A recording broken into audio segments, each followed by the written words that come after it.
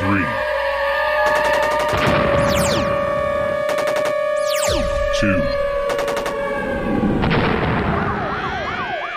1.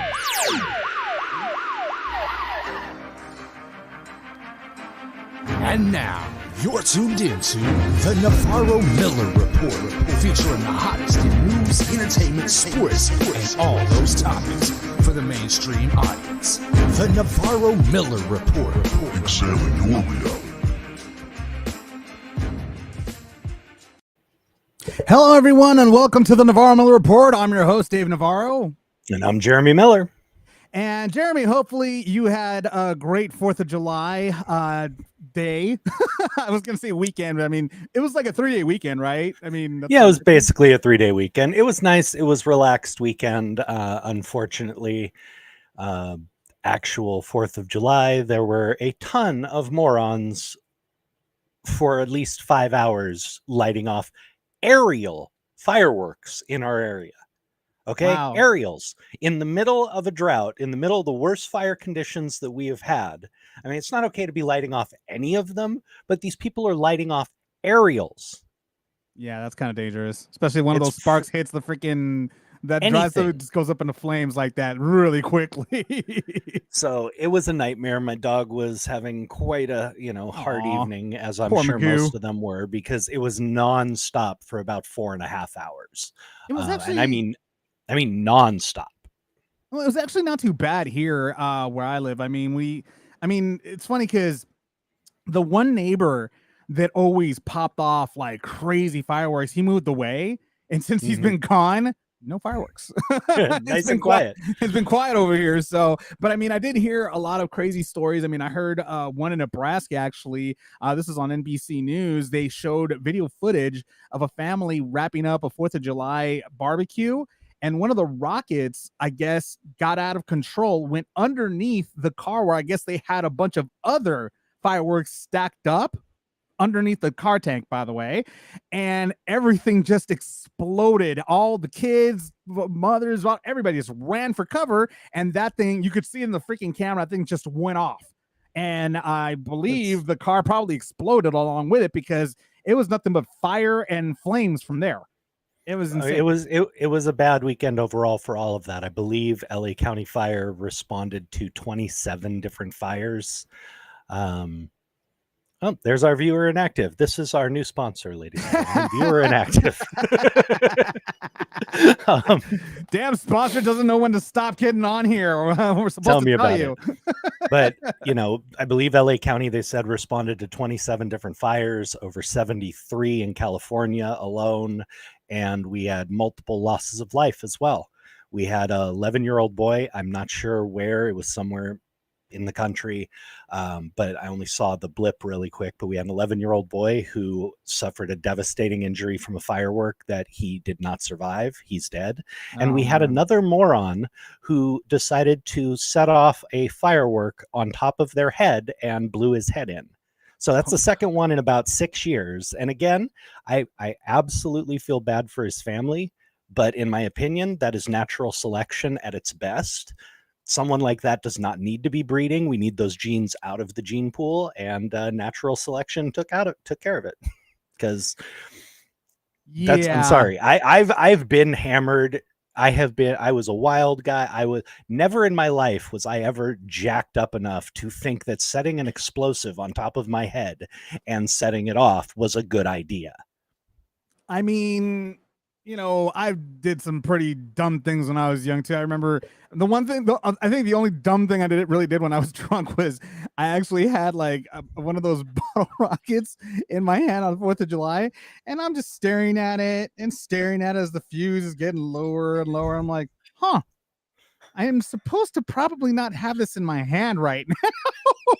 At least you're not one of those dumbasses who, sticks the bottle rocket in their ass and lights it and then sits there and screams, "It's burning my balls, it's burning my..." I've seen that Jackass episode. No, it's not. You can Google this. It has been done 1,000 times. It's one of the stupidest things. I mean, human beings are idiots, but yeah.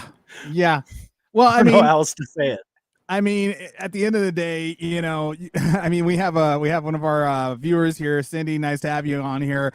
She's already commenting exactly, so she definitely agrees with you on that. Wanted to welcome all our viewers to the Navarro-Miller Report right now. You know, welcome, welcome here. And Cindy's like, YouTube it, so you can find everything on YouTube, including our show. So moving forward, I mean, I'm glad that at least nobody got hurt on your end and nobody got hurt on my end, and hopefully nobody got hurt on any of our viewers' end either, so here's hoping for that. But yeah, we're gonna go ahead and start off the news by speaking about some other interesting people. So from what I understand, you have a story coming in from Alabama, actually, Jeremy. Yeah, apparently the moonshine game is still strong in Alabama.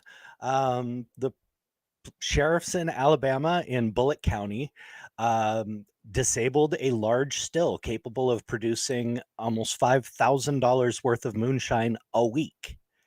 So, you know, I knew that. Okay, let me give you some background here. What did he say? Yeah, moonshine is a tradition and an art form in a lot of places still. Okay, especially in the Tennessee and Kentucky areas where American whiskey was born and really took root.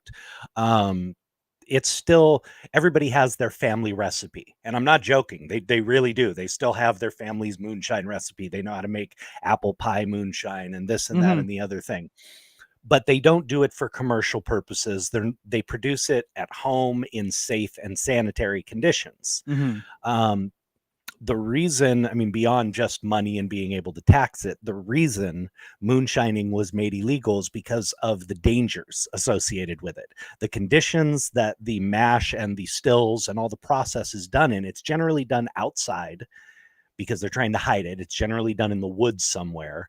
The equipment is exposed to the elements constantly. So you get rust, you get all sorts of other things on the equipment, which gets into the moonshine. Animals can crawl in, can die in the mash, can be feces and other things. All sorts of things can happen that contaminate it. And self-feces, but all sorts of things can happen that can contaminate it and make it extremely dangerous for human consumption. There are thousands of stories back in the day of people going blind from drinking moonshine, and, you know, people dying of lead poisoning and all sorts of other really horrific things. So I had no idea that commercial moonshining was still going on. I mean, given it's got to be really cheap because it's really shitty. Pardon my French, but I mean, it's really bad French stuff. Yeah, it's very French.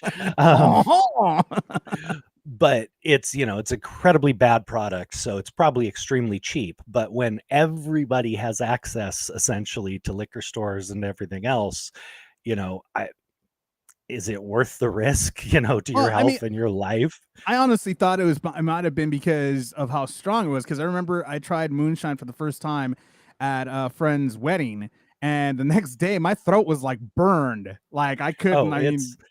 It's incredibly high alcohol in general. It, you know, generally runs between 120 proof and 150, right?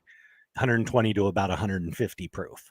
But that's, I mean, yes, it's a higher chance of getting alcohol poisoning, but it's all the other little things that go into it. I mean, like the animal feces and, well, like I said, or dead, you know, dead animals decaying in the mash. I mean, all sorts of bugs. There's all sorts of contaminants, so it makes it extremely dangerous. Like I said, I have friends in those areas who make their own shine.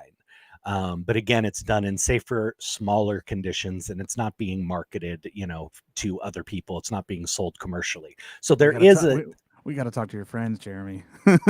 No, see, this is the thing. I've still never tried it because by the time I started, but no, I've tried what they sell as moonshine in the stores. It's not real moonshine. You tried the more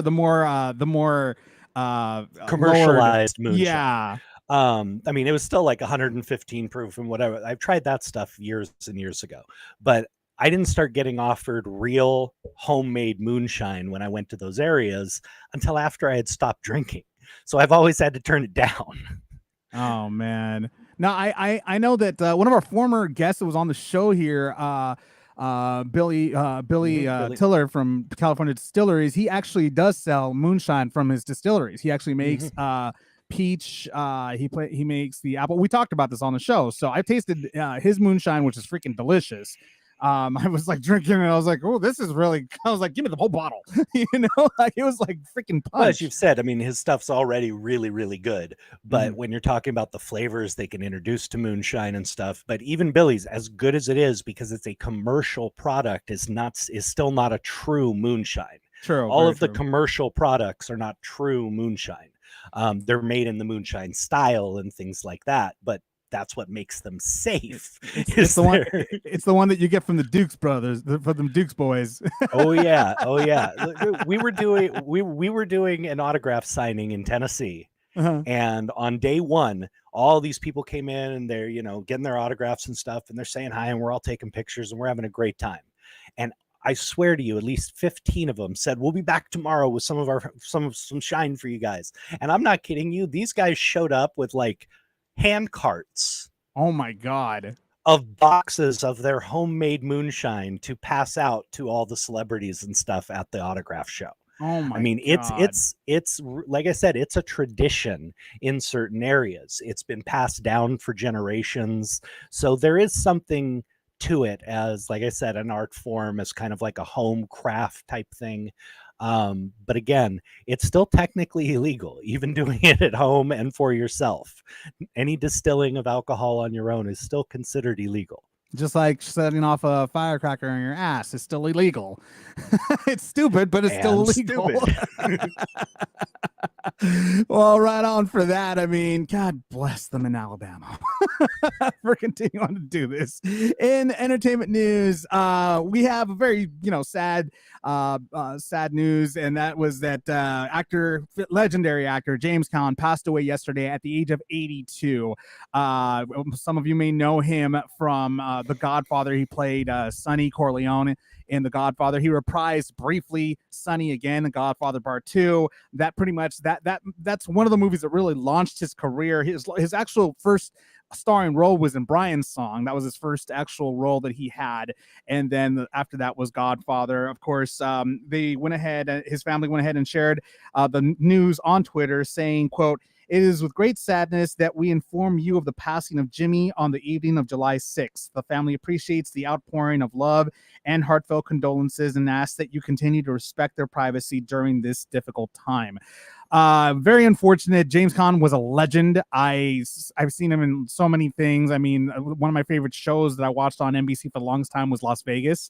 He was an awesome actor in Las Vegas. Of course, he was in amazing. Elf. And he was just in so many things, and he was in Get Smart as well. He played the president of the United States in Get Smart. That was actually kind of funny too.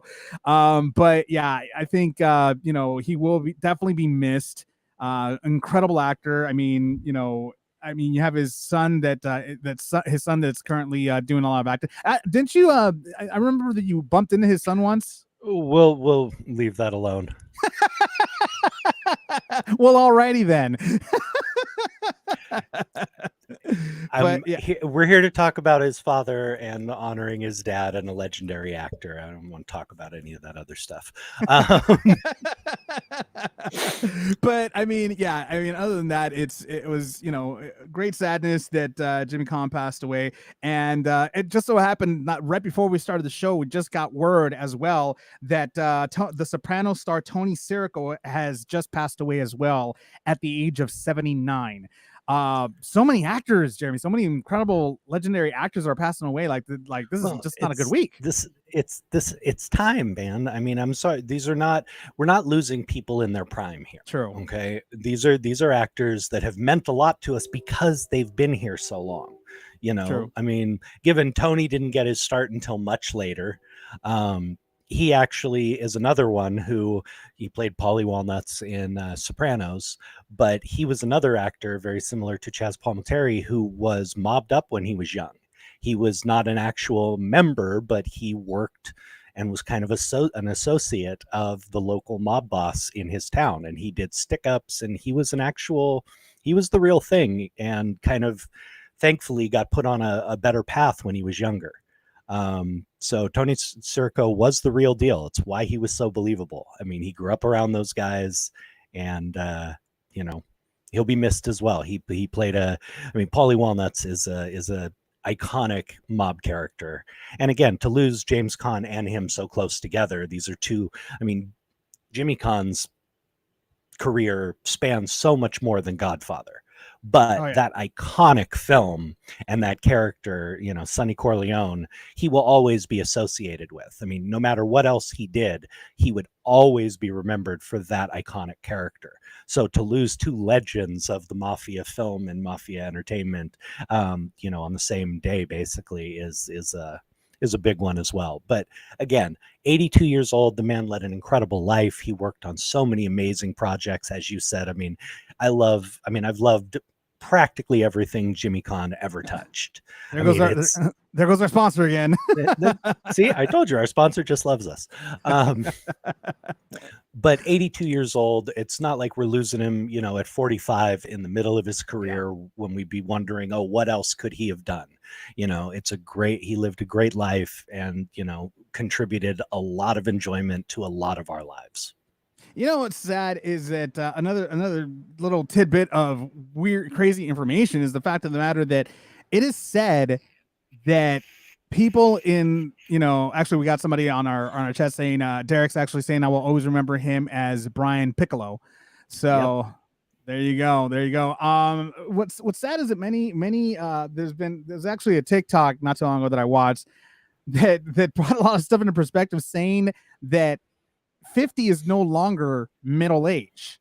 What is middle age is actually anywhere from late 30s to 40s is now considered middle age given the lifespan of human beings. Mm-hmm. And it's just so weird because it's like, wow, we're practically there. Some of us are already there. Some of us are already middle aged. See, there you go. So it's just so odd for me to actually hear this. It's like, it's crazy to hear that, but like the more and more I see some of these people that are passing away at age 80, age 90, it does become more and more true that middle age actually is at the age of 40 at this point. Mm-hmm. And we've really gotten to that point. It's a trip to me, man. It's a trip, but definitely two great losses. And they will be missed incredibly. In other entertainment news, looks like there's drama going on right now with Stranger Things actors I can't even talk right now. Stranger Things actor Noah Schnapp, who plays Will Byers in the TV show Stranger Things, and musical artist Doja Cat. So she went ahead and is upset at him basically for posting a DM conversation that she had with the actor. What went down was that she was actually trying to get a hold of Eddie Munson, one of the newest actors from this season Stranger Things, and she went ahead and DM'd Noah asking for his information, and then she was like, oh wait, does he have a girlfriend? She wants to talk to the guy, she wants to like slide in his DM, so to speak, but what she thought was a private conversation turned into something public because the 17-year-old decided to go ahead and post it all over social media and on TikTok. And she went ahead, Doja decided to go ahead and do a TikTok of her own, basically trying very hard not to go off on him on a live stream, and remembering that he is only 17. She did in what she was saying in her TikTok live stream is that she kept on saying, I understand he's 17 years old, but it's just wrong. It was kind of a little bit of a snake thing to do for him to go ahead and post what he did on social media the way he did. So far, there hasn't been any apology from Noah at this point, but it's one of those things where, 17, yeah, he's a kid, but there's still no excuse for that much of that much of immaturity. Especially when you're an actor in the public eye, and right now the way the political climate is, with this type of attitude, it's not exactly the best thing, for him to do something like that, to put someone's business like that, to make her seem like, in a sense, what he did was making her seem kind of, as the saying would say, thirsty, I mean, that wasn't right for him to go ahead and do something like that and put her business out like that. Let me take this another way. First of all, just in general, no, it was not right for him to, put her business out there like that.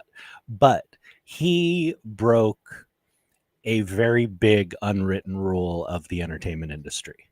You don't do that. Okay. This kind of thing has been going on since before social media, before DMs, before cell phones, people have been contacting other celebrities through celebrities, for years. If you don't know someone and, oh my goodness, I've kind of fallen for this person and I really I'll give you an example.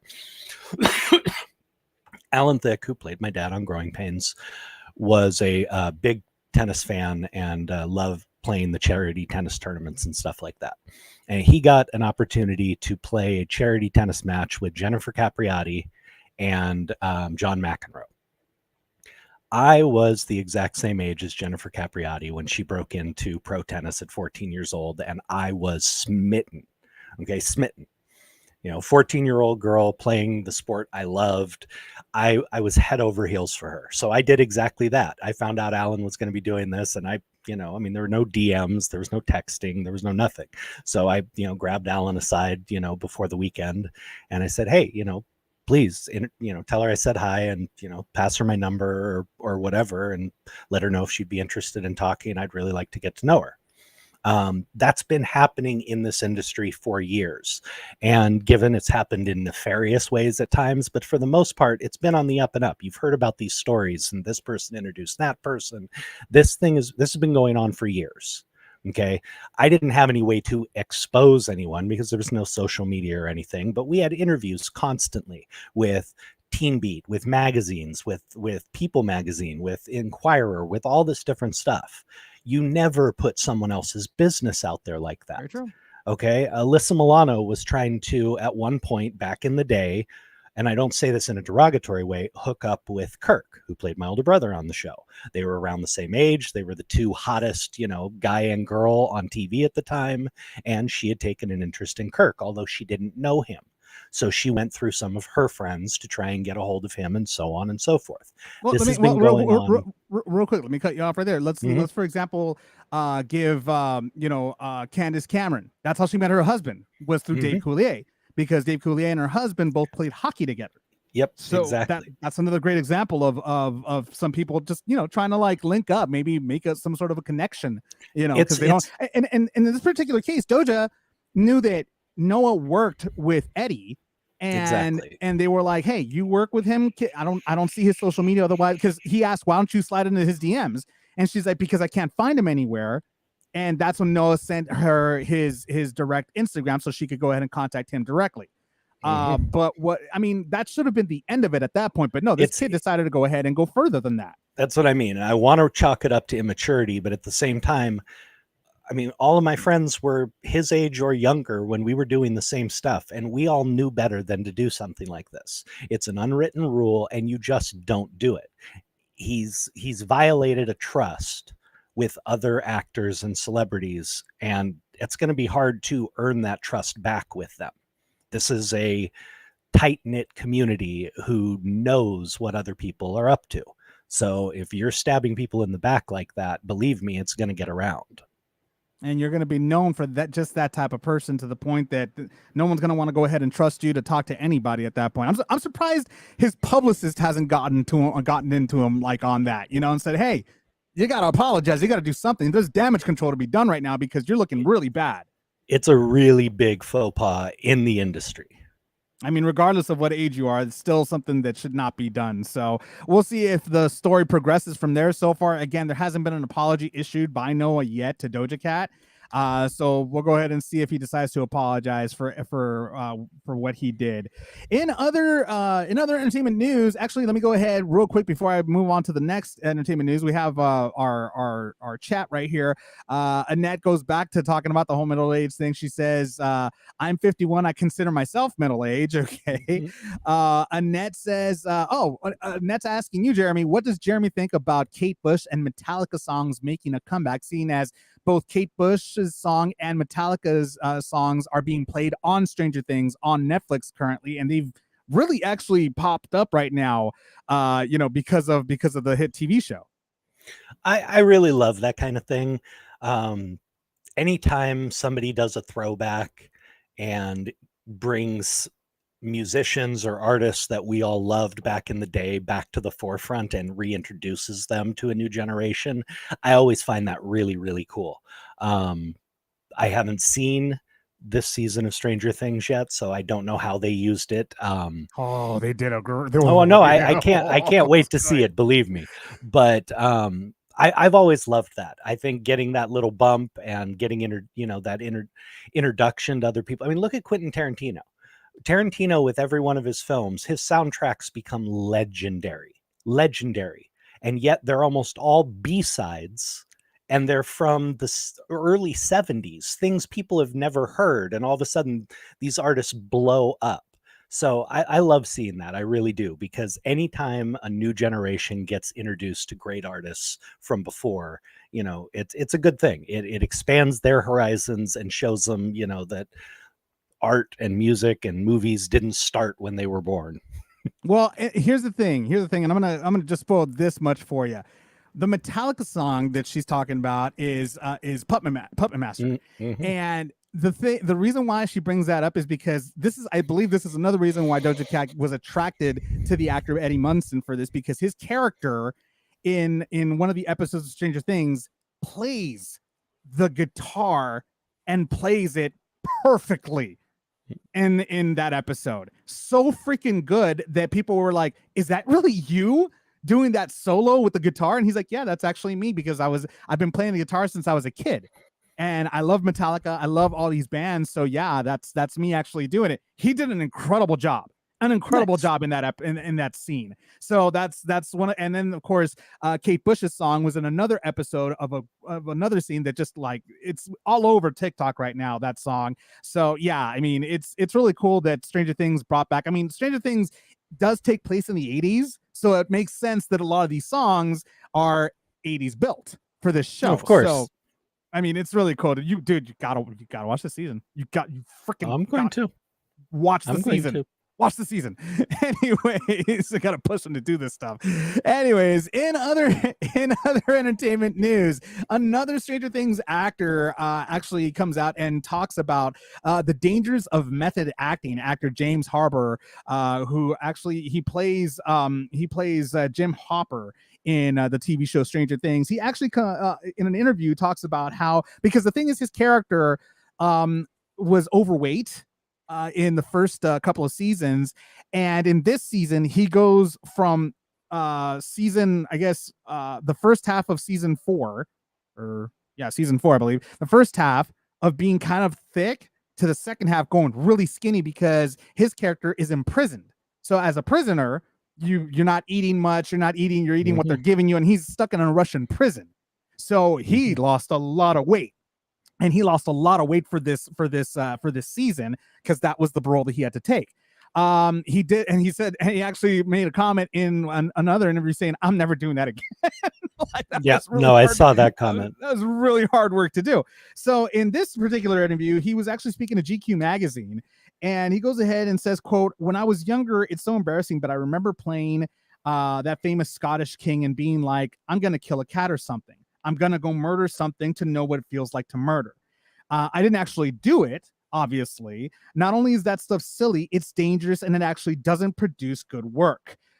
So this is something that we talked about a couple of days ago, actually, Jeremy. You and I talked about this a couple of days ago, in the fact of the matter that Laurence Olivier, I believe you told me, actually commented about this. I forgot what was the quote that Laurence Olivier said. What was that conversation? It was when he was talking to a method actor, and the guy was explaining his method and how he doesn't get out of character at all during the filming process. And Lawrence just kind of looked at him and said, "Well, that's really interesting, but have you ever tried acting?" That's the joke. What's funny is that that's not even supposed to be a joke. That's actually Lawrence being real. He was actually being honest about it. I will say I disagree a little bit with David in when he says it doesn't produce, a great product. Sometimes maybe not. You mean James? But what did I say? David. No, David Harbour. or No, James it's Harbour. James Sorry. Harbor. Right. But he,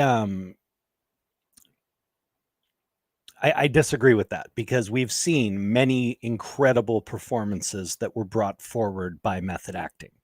Heath Ledger's Joker, 90% of what Robert De Niro did before the 90s. You know, there are many actors who've taken it there and have done an amazing job.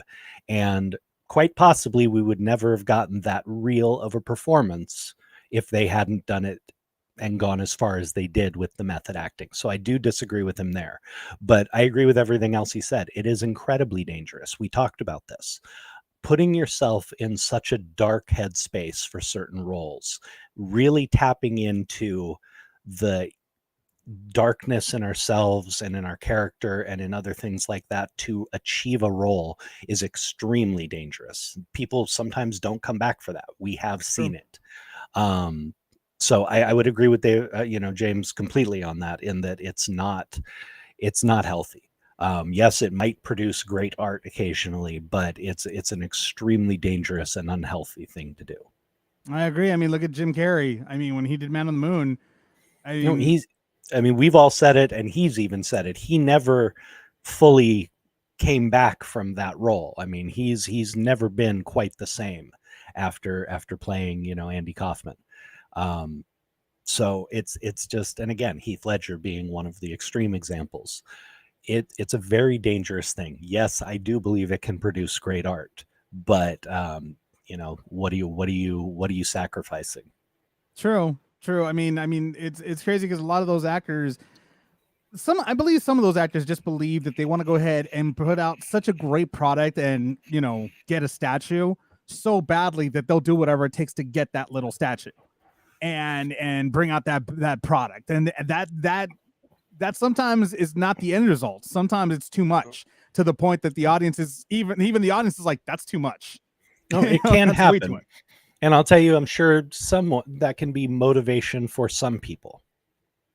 But I can tell you, most of the people that I have known, while it would be nice to get, an Academy Award or that recognition or whatever else, it's not about that. It's really about bringing that best performance that you possibly can. And, it's about the art. I mean, I hate to be all artsy fartsy about it, but it's about creating the best product you can and giving it your all. And to some people, that means going to those extremes. I don't agree with it. As I've said, it's very, very dangerous in a lot of ways. But it's a fine line. As an actor, you do have to tap into those things. I've had to do it myself, and I have some upcoming roles that are a little darker that I will have to do as well, but I will leave it at the door. You know what I'm saying? It will be checked at the door when they say cut. That's how I do things.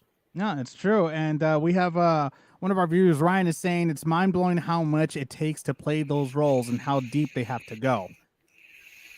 That's that's unfortunately comes with the territory. I mean, these guys, they make a choice. It's like in life, everybody has a choice whether to do something one way or another, and these guys choose to go that way.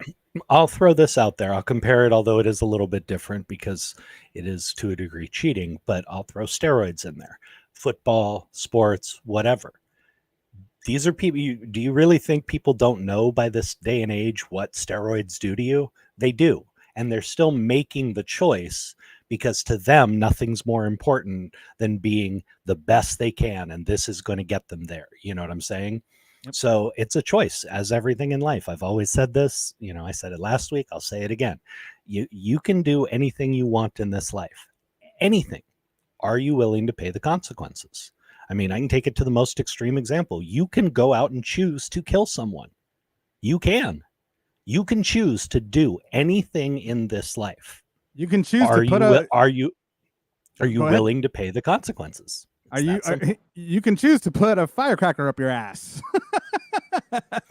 You can make any choice in this world that you want. Are you willing to pay the bill at the end of the day?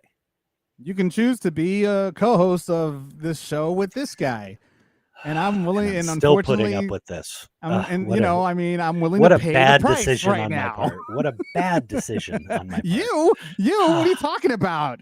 I'm the one that has to like deal with you on a freaking weekly basis. No, okay? you have it backwards. It's the other way around. I have to deal with you. Guy. I hate you a lot. Anyways, Then I'm doing my job. There you go. This portion is one of my favorite portions of the show that I love to do is the blind react, TikTok blind react for Jeremy, who does not have a TikTok, refuses to get a TikTok, and will never get a TikTok.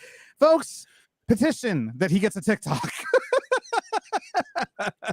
Start writing it on his Facebook and say, Jeremy, get a TikTok. Start a hashtag that says, Jeremy, get a TikTok. Yeah. Payback's a bitch. Remember that. But anyways, I do have a couple of really cool TikToks for you. Actually, this first one comes from a very popular family, actually, that loves to make TikToks together. This couple, Cindy's already saying, "Get a TikTok," and it begins. This family actually, they do a lot of great TikToks together. This couple, very wonderful couple, and this particular TikTok has to do with a Sprite challenge that many people were doing, where they were trying to down Sprite and not burp. This is the result from this particular challenge. Check it out. I hate Sprite. Blech. It reminds me of like when you would be sick growing up, like your stomach's upset, and your parents tell you drink a Sprite. Come on, man. I think this is a bad idea. Ready? Cheers.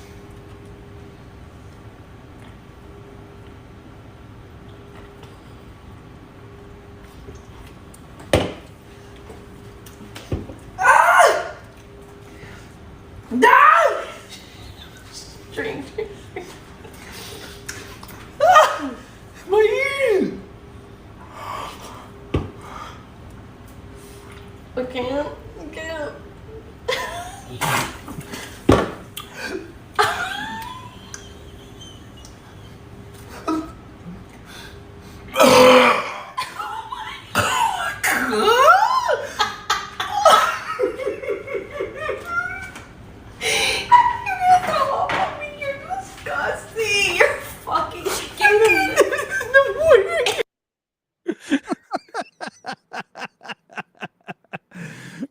The end result. The end result was great. I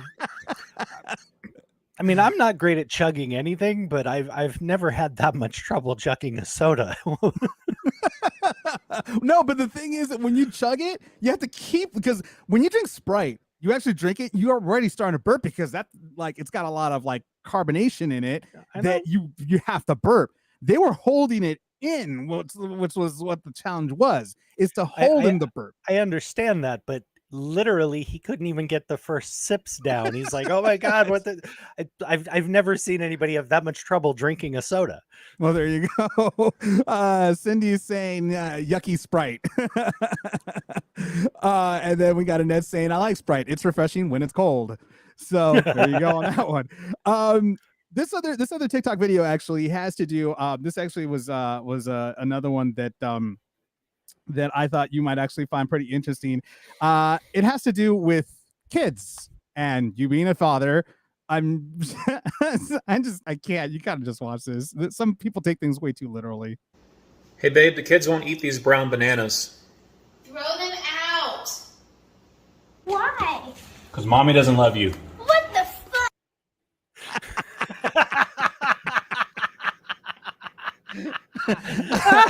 I think you misunderstood. No, as a father, I think he understood perfectly. Here's my chance. No, but what cracked me up was his facial expression. That's not a bad idea. Hey, she gave me permission. But the little kid's reaction at the end, what the fuck? Just slams the door. Absolutely awesome. Oh my God. Okay. We move on to the next one. This next one, I mean, it's like I have a lot of them, let me tell you. And this next one actually that I decided to bring on over here. I'm trying to, because the thing is, like, I brought so many in here, so I'm trying to like remember which ones are which. And I forget. I'm not gonna. Oh, this one has to do with a prank. Thank you. I was trying to remember. This one has to do actually with a prank. And Derek said that was one of your best. Thank you. This one actually has to do with a prank that, God, Jeremy, if you ever did this to me, I'll kill you. But I'm about to give you an idea. Check it out.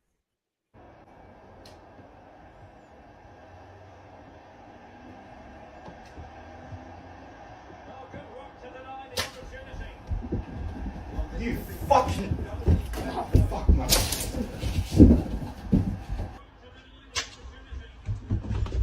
You fucking... Oh, fuck my... The fuck? Into the slow-mo.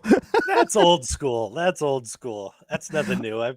You've done that to your brothers, haven't you? Or your brothers have done that to you, one of the two? No, we all did that to my youngest brother Josh numerous times. You guys are evil, man. You guys are so evil doing that. I told you he's a tough kid because of that. We tortured him, man. You don't mess with him. When you treat somebody as badly as we did that kid for so many years, he is tough. You don't want to screw with him. Oh my God, you guys are horrible, horrible people. I'm glad I'm an only child. Anyways, this last TikTok video, I know you could probably relate to this one, seeing as you travel and you're in a lot of airplanes and everything. I've actually experienced this once before, and I'm like, yeah, I can see that. So check it out. Ladies and gentlemen, it's now descended to Minneapolis.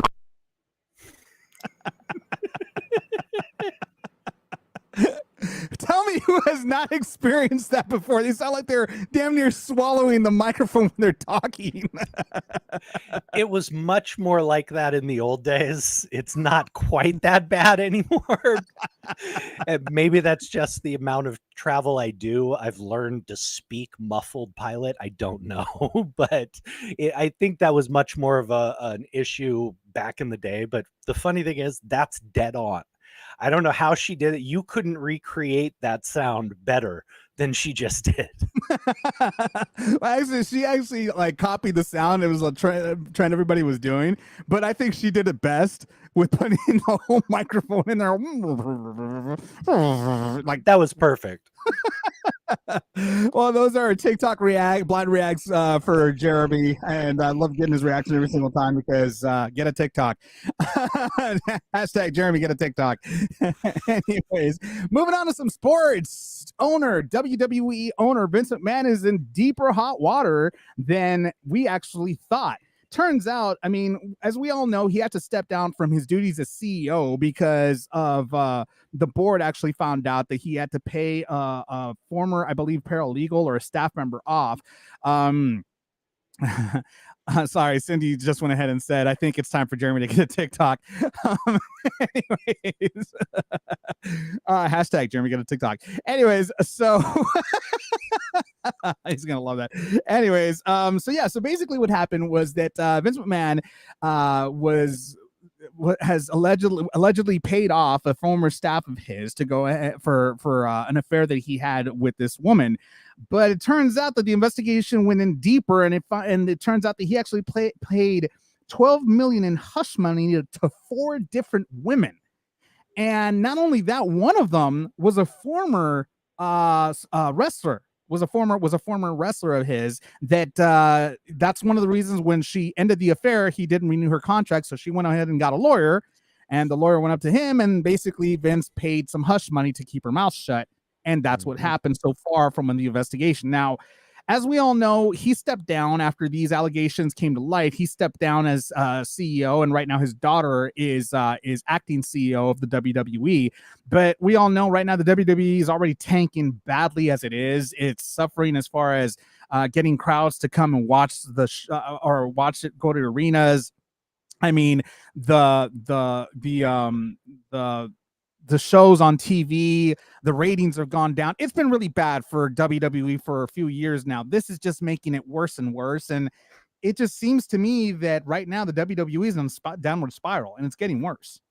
It definitely seems to be. And, when you have these dictator type CEOs, people who literally had their hands in everything, no decisions are made without them, that kind of thing, and things start to go south, you tend to see things get pretty bad. And let me bring up another point. This is really common. I mean, I'm not shocked at all. I mean, we see these people in high power positions. When one scandal breaks, they all start breaking, and there always seems to be so much more dirt, behind the chair when you pull it back and look. As we've seen with Harvey Weinstein, with all these different people, people come out of the woodwork, and all these past allegations and past issues start showing up. Somebody with the power of Vince McMahon and his organization, if there's one, I hate to say it, but if there's one credible charge, there's probably going to be 15. It's just the way it goes. If he felt he was capable of doing this and getting away with it with one person, it's probably going to be more. And we hear about this all the time, unfortunately. Yeah, I mean, there's always been rumors. I mean, there was a rumor a long time ago that he had an affair with Sable, and basically Sable is now married to Brock Lesnar.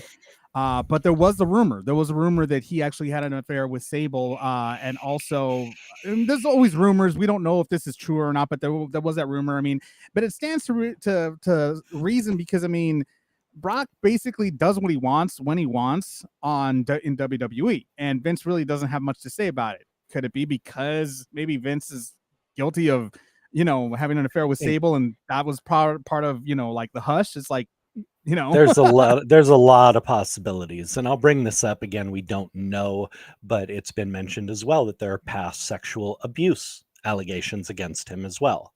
Mhm.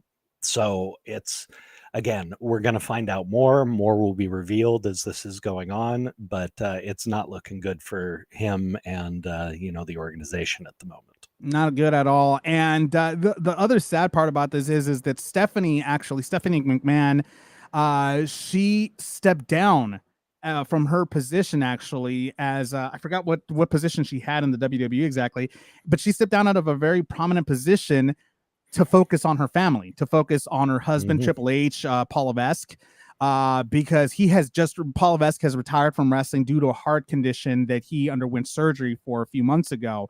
And she wanted to focus more on her family, with him, their 3 daughters, and just focus on that. And then this happens that has forced her to come back into the family business, to try to run it, while her father, tries to clean whatever allegations are going on with him. I mean, this is tough on her, because it's like, how straining is this for her and her family in this end right now? Absolutely. And, family obligations, especially in a family business, are a biatch. That's just the way it is. You see this kind of thing all the time. And it's extremely unfortunate, because there's a time in her family's life where this is not what they need. She's trying to focus on her husband and trying to help with his health issues. You're just laying layer and layer of added stress to this for her. So yeah, it's pretty awful. And people need to remember that while she plays a character on TV, and she's always been rather hated, that is a character.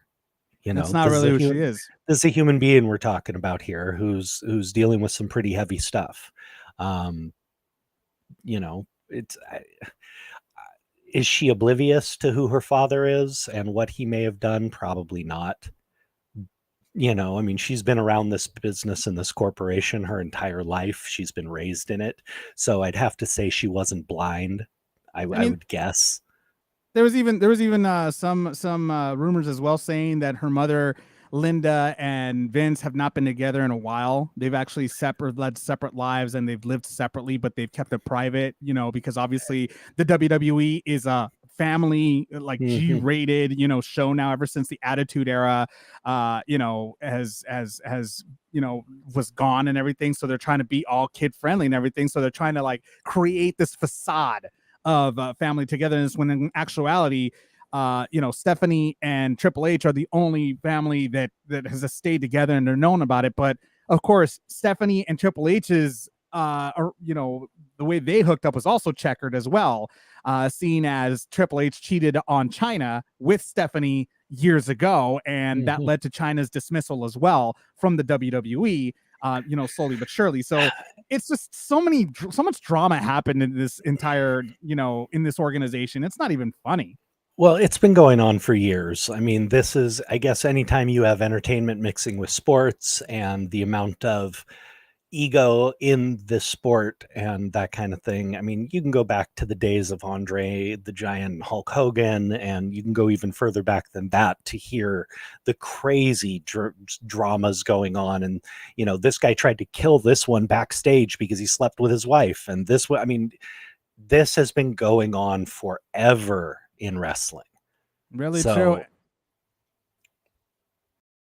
It just happens. It just happens. I mean, it just happens. It's like I said, I don't know what the weird combination is. Maybe, like I said, that combination of entertainment and sport and everybody playing a role and a character. It's called money. Egos, all of that mixed together, but you've been hearing these kind of stories and this kind of craziness coming out of the wrestling industry forever.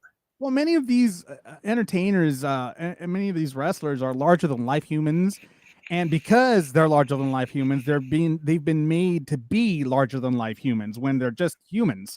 They're just humans with a lot of juice in them, most of the time. Not all of them, but most of them, I guess. I don't know. I'm not saying that I know of any of them, but the fact of the matter is that these guys are big. And so because they're big, they believe that they're bigger than everybody and they could pretty much do whatever they want, whenever they want, to whomever they want.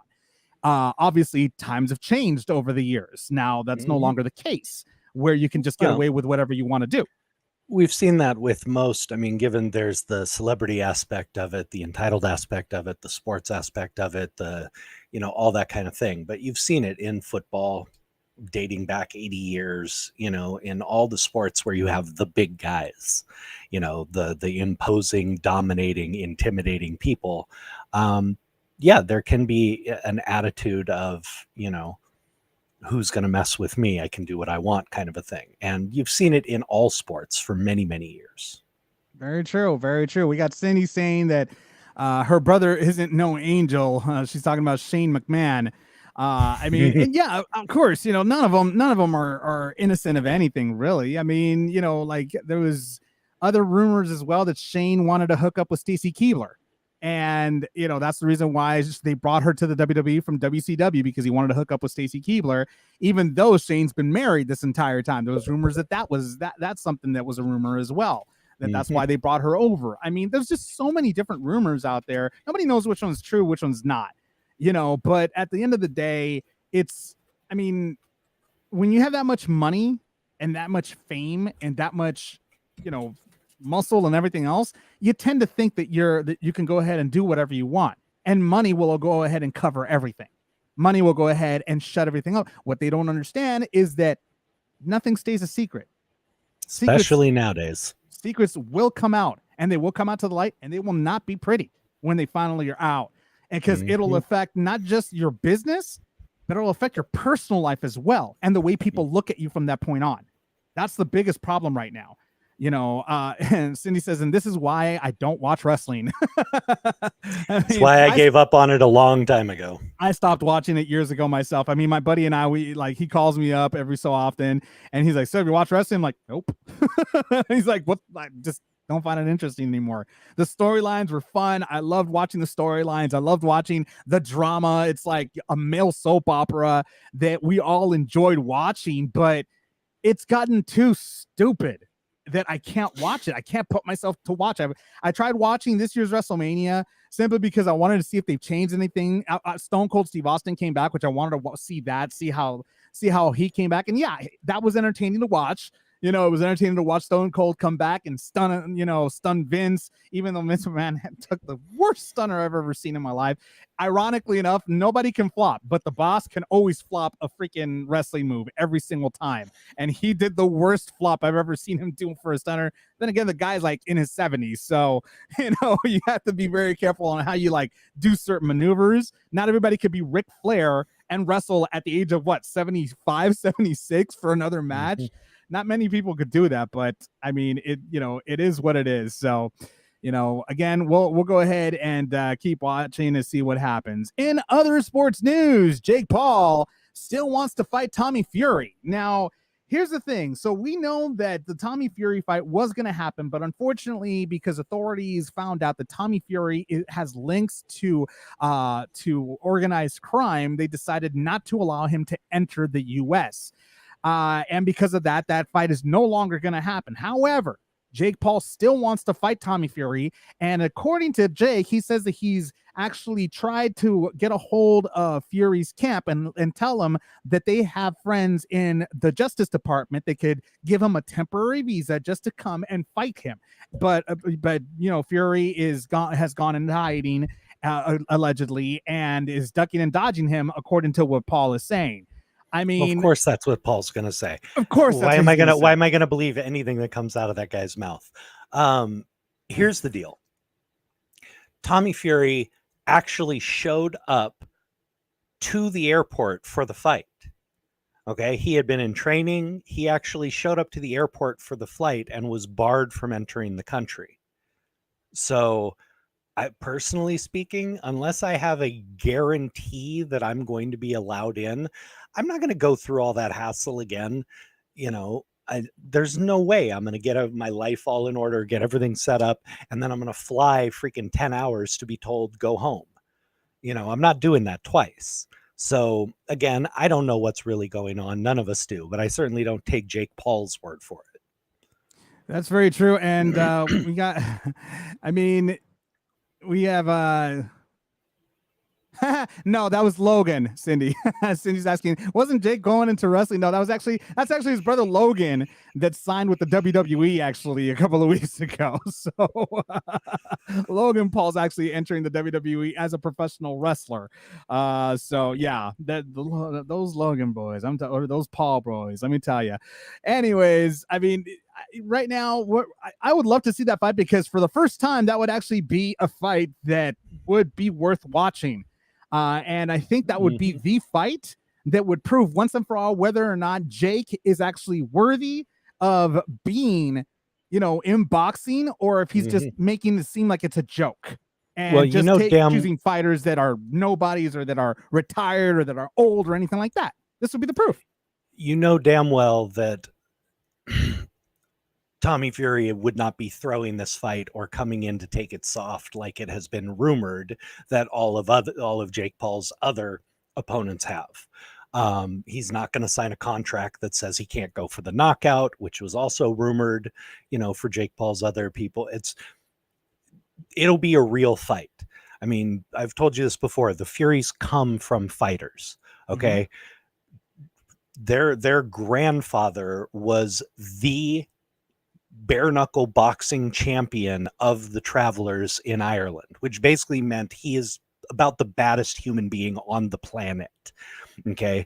Bare knuckle boxing in Ireland, especially among the gypsy traveler community, is huge. And if you were the best of that, you were probably the best boxer fighter in the world.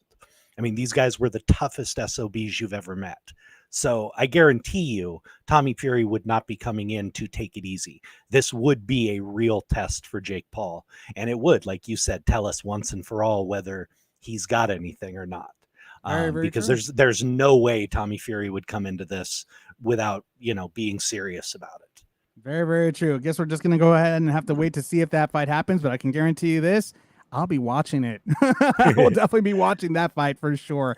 On a sadder note, today, we Jeremy wanted to talk about this. For as far as in sports news goes, there was a loss in the Dodgers today, Jeremy. Yes, ladies and gentlemen, anybody who is, a diehard Dodger fan, anybody, from my generation, you will know this name, Mike Brito, who was the most legendary scout for the Dodgers, has passed away. Very, long and joyful and full life.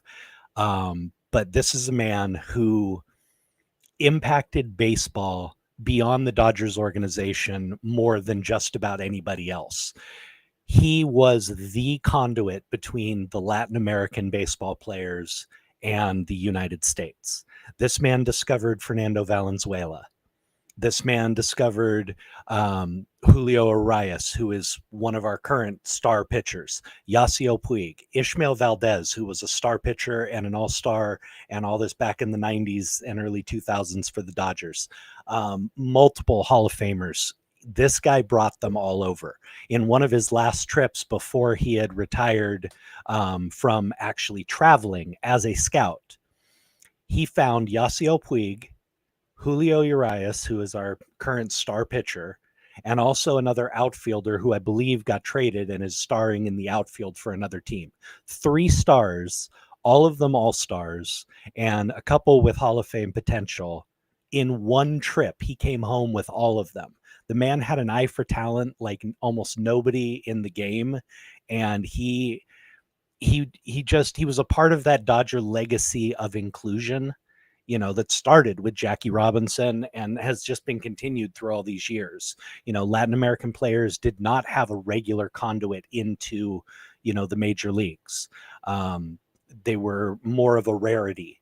And someone like Mike Brito coming in and actively scouting those areas and bringing up great talent paved the way for all of the Latin American talent that we see that still comes into the game today.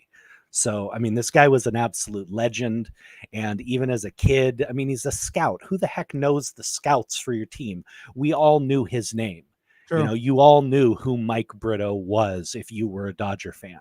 He was just that important to the team and to the game. So and to Latin America and to Latin Americans as well. Absolutely. Absolutely. He literally paved the way for the large generation of Latin American players that are involved in the game today. So his loss is a huge loss, although, again, lived a very full life. He's dying at a very ripe age, ripe old age. He contributed a lot and is just loved by many. So, it's a sad loss, but we were all very grateful to have this man be a part of this. And, the legacy he created for generations to come is just amazing. Condolences go to his family. He will be missed, and he will forever be a legend in the Dodgers organization and in the sports of baseball, period. That's the news. In case you haven't heard it, thank you so much for joining us here on the Navarro-Miller Report. Hope all of you have a wonderful, wonderful weekend. Please be safe out there. I'm your host, Dave Navarro, along with this guy that is a pain in my ass forever. That's me, Jeremy Miller, pain in the ass. We hope to see you guys here next time. Hopefully we'll be here. We want to apologize if we weren't here on Monday, as we said last week, but it was 4th of July weekend. So, I was too busy. Things got a little crazy. I was too busy trying to not explode a freaking rocket in my hands. No, I didn't really do that. I was busy comforting a dog. So. Oh, poor Magoo. He's so cute. I love Magoo. Anyways, hopefully everybody will have a wonderful weekend, and hopefully we will see you again here on Monday at 6 p.m. Pacific Standard Time. We are on all platforms. We are on YouTube, Facebook. We are on Twitch, and tomorrow, go ahead and don't miss on the recast on iHeartRadio.com, Spotify, and on Sunday we will be on Apple Podcasts. But for right now, we will see everybody on Monday, and we will see y'all next time.